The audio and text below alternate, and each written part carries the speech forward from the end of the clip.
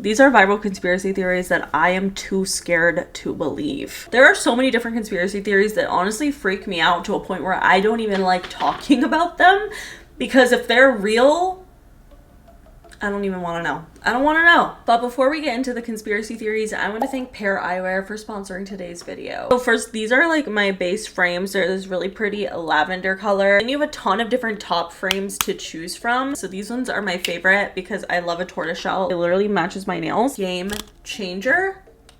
How easy is that? Like, when I don't feel like wearing contacts, I honestly just kind of suffer and squint. When I drive my car in the sun, I just suffer. Now I don't have to. No, I don't have to do that. They have so many cute sun top options. I feel like anytime I have a pair of glasses and a pair of prescription sunglasses, something always feels a little bit off about the sunglasses. It's perfect. I'm not getting a headache from switching my glasses over and over again. It's so much easier. It's honestly a game changer. It's always fun to switch things up. Like, these are really cute spring ones and I really, really like them. I think they're so pretty and they're like the butter yellow, which is just trending this spring. I'm obsessed. Something I also love about Pear is that they're so easy to purchase online. I hate going in store to buy literally anything. So Pear is just great because you can try on a bunch of different frames virtually and choose what you like and what you don't. And then also, their customer service is amazing. Like, if you have any questions, they will be there to answer you and help you throughout the whole entire process. Another great thing is a pair for a pair. So anytime you order a pair of glasses, they provide a pair of glasses to a child in need. I just think choosing between the different styles is so much fun. And I also genuinely really like the base frames, but you can pick anything. There's a ton of base frames to choose from and different shapes and sizes, of course. So if you want to get 15% off your first pair of eyeglasses at Pear Eyewear, you can click the link in the description box below. Again, thank you so much to Pear Eyewear for sponsoring today's video, and also thanks for my cool glasses. Definitely go check them out for your next pair of glasses. Without further ado, let's get into the conspiracy theories that I'm too scared to believe. All right, the first theory I want to talk about is the time loop theory. This is something that has always interested me even since I was a child. It's kind of like an idea I had conceptualized as a kid without even realizing what it really was. And it's basically the idea that we're just living life over and over again.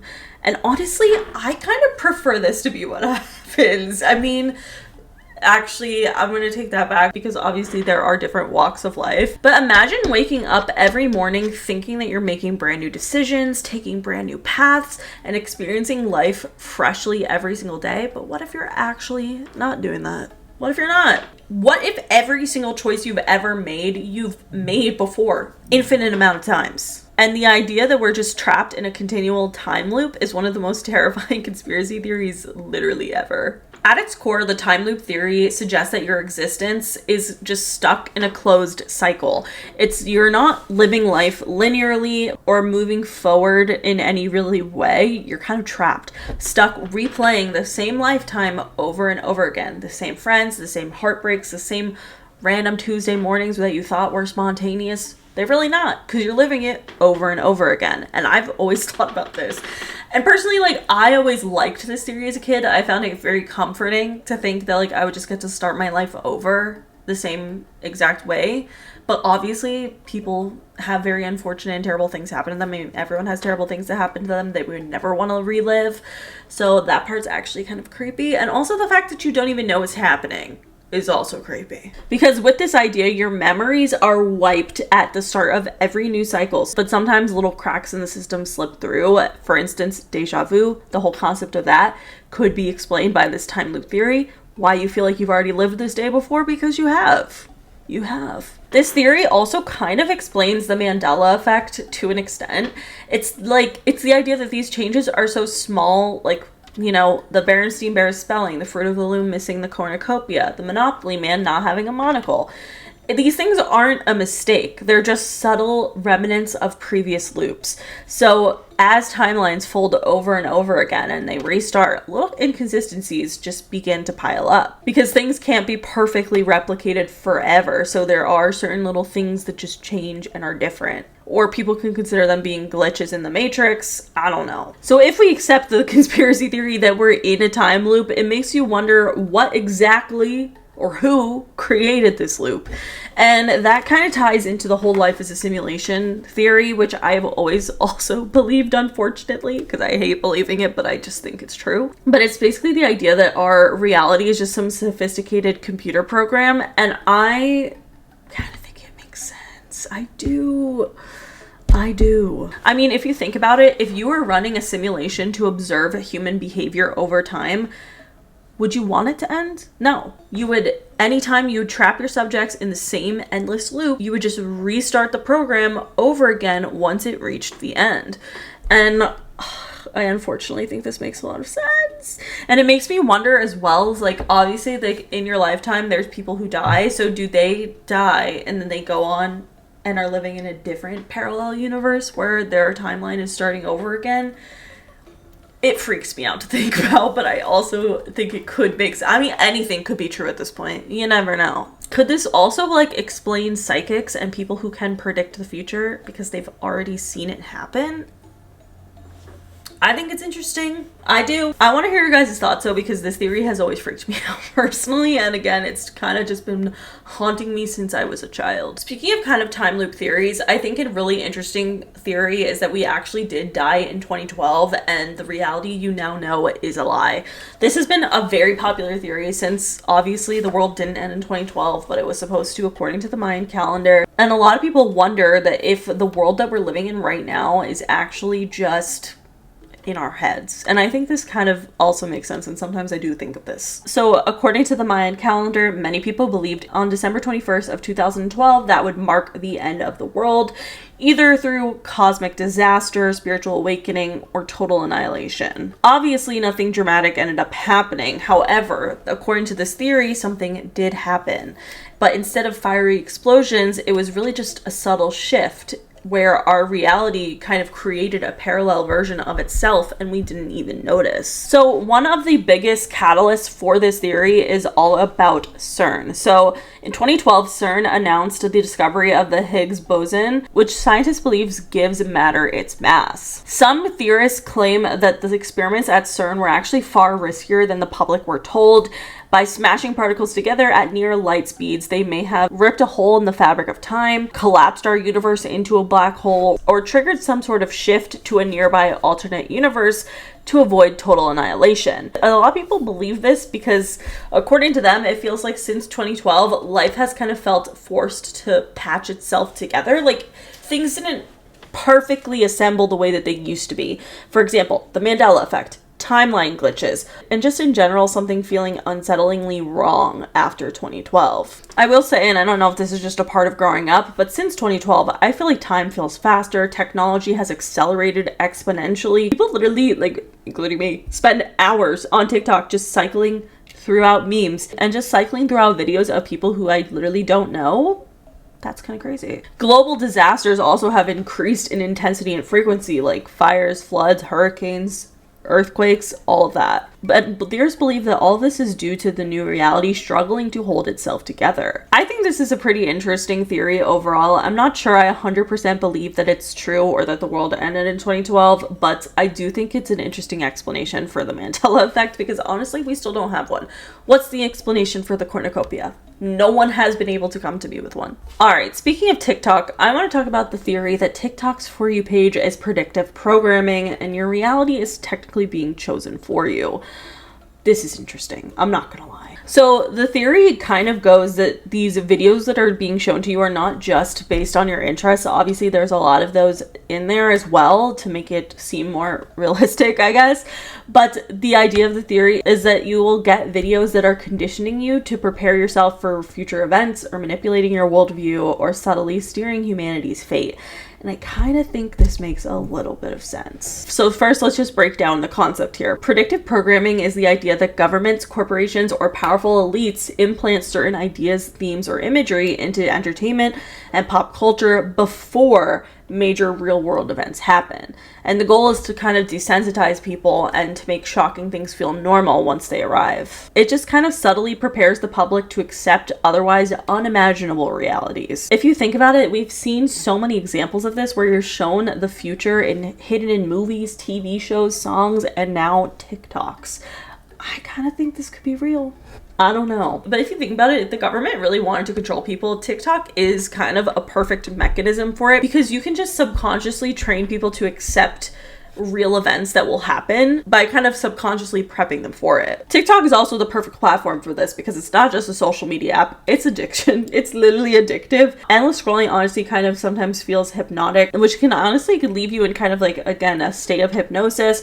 Short form content also lowers your critical thinking barriers, which I definitely will say I notice. If you don't feel like you notice a difference since short form content has become more popular with your attention span, I don't even know. But also the way that the TikTok algorithm learns so many things about you, your fears, your desires, your emotional triggers, it honestly sometimes knows you better than you know yourself. It's kind of terrifying. I don't know. I feel like if you wanted to implant ideas into an entire generation's mind without them realizing it, there's really no more effective weapon than TikTok. I don't know. And will this theory stop me from using TikTok? Absolutely not. But do I like it? No. All right, the next conspiracy theory that I'm too scared to believe is the idea that Britney Spears is not actually free. I think that this is kind of unfortunately true. Obviously, in 2021, millions of people around the world celebrated Free Britney Everywhere, where her 13-year-long conservatorship that controlled Britney Spears' life, money, body, literally everything about her was finally over, or so we were told. A lot of conspiracy theorists believe that Britney Spears is still being trapped to this day. And honestly, I kind of think that this could be a little bit true. So a quick recap of Britney Spears' conservatorship nightmare. This began in 2008 after a series of highly publicized breakdowns. Her father, Jamie Spears, gained legal control over her finances, medical decisions, career choices, and even personal relationships. For over a decade, Britney couldn't drive her own car, she couldn't choose her own lawyers, and allegedly wasn't even allowed to remove an IUD to have more children. The public honestly largely ignored this for years until the Free Britney movement really exploded all over social media, and in November of 2021, Britney's conservatorship was terminated. But what's interesting here is that this is rarely ever seen. Like, conservatorships are rarely ever turned around, they're rarely ever dropped, because most of the time people who are in conservatorships literally need to be, because they do not, like, they could be in a vegetable like state or so mentally incapacitated that they can't make their own decision. Those are people who are typically in conservatorships, so having a conservatorship be reversed is kind of unheard of. But honestly, the public outrage from the Free Britney movement, I do believe, had a huge factor into getting Britney Spears free. But what if she's not actually free? What if they just wanted the media to shut up? For one, I honestly think Britney's behavior after her conservatorship kind of remained similar. Like, her social media presence was still bizarre. She still posts really strange things on, you know, her Instagram, cryptic messages. It's just weird because considering the fact that Britney was finally free, her online presence honestly felt more manufactured than ever. Also, the fucking wedding to Sam, when Britney Spears was married in 2022, that was such a weird wedding. That was not real. That was not real. The amount of people who were there were so strange. First of all, no photos of Britney's family were there. There was no attendance of Britney's family or even close friends that, like, were known at the time. But random ass guests like freaking Selena Gomez, Madonna, Drew Barrymore. Like, it was literally the most random group of people there. It made no sense. I still think that wedding was completely, like, PR and fake, and I don't know why. Was it really just there to convince us that Britney had actually exited her conservatorship? I don't know. Other people point to the theory that maybe they didn't free Britney, but they just rebranded her captivity. Like, maybe her parents are no longer in control of her estate and her finances and all that stuff, but she has different handlers who are basically doing the exact same thing. And I kind of agree here. I think there's something really strange going on. I want to hear your guys' thoughts though, because I feel like we haven't talked about Britney in a while, and honestly, every time I see her post, I just get more and more concerned. But at the same time, sometimes I feel like she just feels like a mom posting things on Facebook, but like with a little bit more nudity. I don't know. I want to hear your guys' thoughts. All right, the next conspiracy theory that I'm too scared to believe is the idea that Jeffrey Epstein was only the tip of the iceberg in regards to everything that's going down in Hollywood and all of the shit that is happening that's just nefarious. I don't even really think this is a conspiracy theory. I genuinely think this is the truth, unfortunately. It's basically the idea that, like, yes, like the monster that was Jeffrey Epstein was created by other monsters in this industry that we have no idea about. We have no clue who they are, where they are, what they're capable of, and that is terrifying. It's a terrifying thought, but I honestly think it's true. I also think they're connected to some of the most infamous crimes in history, including the case of JonBenet Ramsey. And I've always thought this, that if JonBenet Ramsey's parents weren't involved in her death, I've always said I believe this, or even if they weren't, I still think this is a possibility, that I believe that JonBenet Ramsey's death was actually a part of some darker network of child predators who ended up covering up the death of this child. And maybe she didn't mean to die. Maybe it was just supposed to be something really disgusting and nefarious happening, but they ended up covering it up. And the reason that people connect Jeffrey Epstein to JonBenet Ramsey is because there's a widely circulated photo that appears to be Ghislaine Maxwell in the background of a Ramsey family event. Not gonna lie, it's been debated for years if these people actually ever knew each other, but they do really look a lot alike. I've always thought the concept of JonBenet Ramsey's death being something way more sinister than we even thought, covered up by a network that was too powerful to fight, is a very interesting concept that scares the hell out of me. And I honestly think that this is true. I mean, we've obviously seen it with Jeffrey Epstein, P. Diddy, the list goes on, but also it doesn't, because we don't know. We don't know. There's so many faceless billionaires who have way more power and way more pull in Hollywood and in the industry and in the government beyond Jeffrey Epstein, and obviously also beyond P. Diddy. It's a terrifying thing to think about. Terrifying.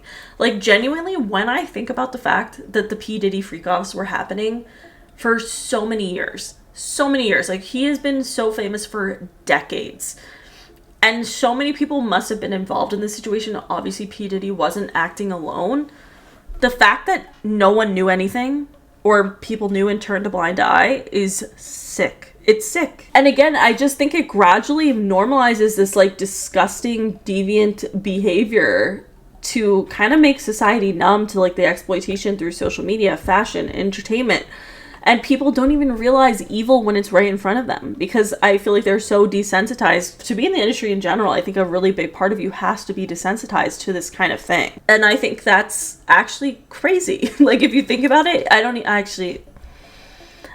want to think about it because it's so sick and twisted, but I genuinely think it's true. I genuinely think Epstein, tip of the iceberg. I don't even want to know what the hell else has gone on, but I know Hollywood has many hidden predators. It's disgusting, truly. And if you think the government doesn't have hidden predators too, you're just dumb. Sorry. All right, the last theory I want to talk about is about Justin Bieber's recent spiral. Is it a cry for help connected to P. Diddy? So we've talked about before how something lately has felt really off about Justin Bieber. There's just something wrong. He's spiraling on social media. He's posting cryptic messages, disturbing selfies, erratic updates. And again, he kind of just has fans around the world feeling worried for his safety and sanity overall. A lot of people brush it off as like drugs or celebrity burnout, or a lot of people also think Selena Gomez and him being upset that Selena and Benny Blanco are getting married. I personally don't think it's true. I think it connects all the way back to P. Diddy, and I've been saying this for a while. So Justin Bieber obviously popped off at 13 years old. He was a child, became an instant phenomenon. He had great music, he had a great voice. When he was a young kid, he was really taken under the wing of Usher and P. Diddy. So in the early 2010s, he was heavily associated with Diddy, the music mogul, who obviously has faced a ton of horrible allegations ranging from abuse to human trafficking. It's not that far out to think that Justin could have experienced some of these things at Diddy's hands or seen some of these terrible things, because there are photos to show of Justin and Diddy partying together and having private gatherings.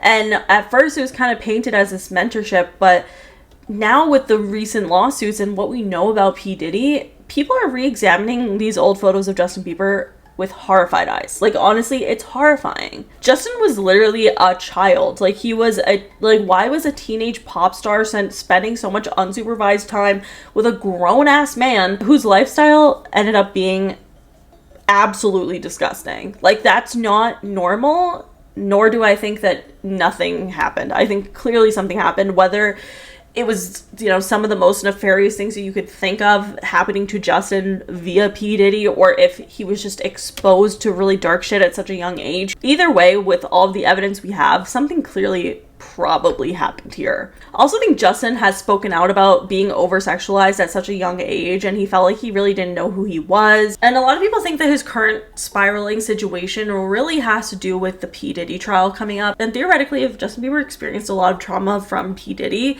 this situation coming up and coming to light is obviously going to bring back a lot of repressed memories or just traumatic feelings towards Hollywood in general.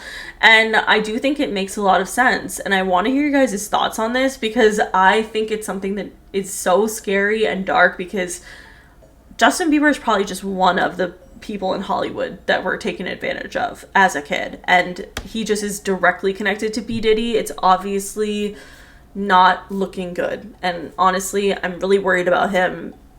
It's scary. But I want to hear your guys' thoughts. Either way, that is it for today's video. If you guys liked it, please give it a big thumbs up. Let me know in the comments below what you guys think of these conspiracy theories. And let me know what conspiracy theories you're too scared to believe. But that is it. Make sure you follow me on Twitter, TikTok, and Instagram, and subscribe for new videos every week. And I'll see you guys later. Bye.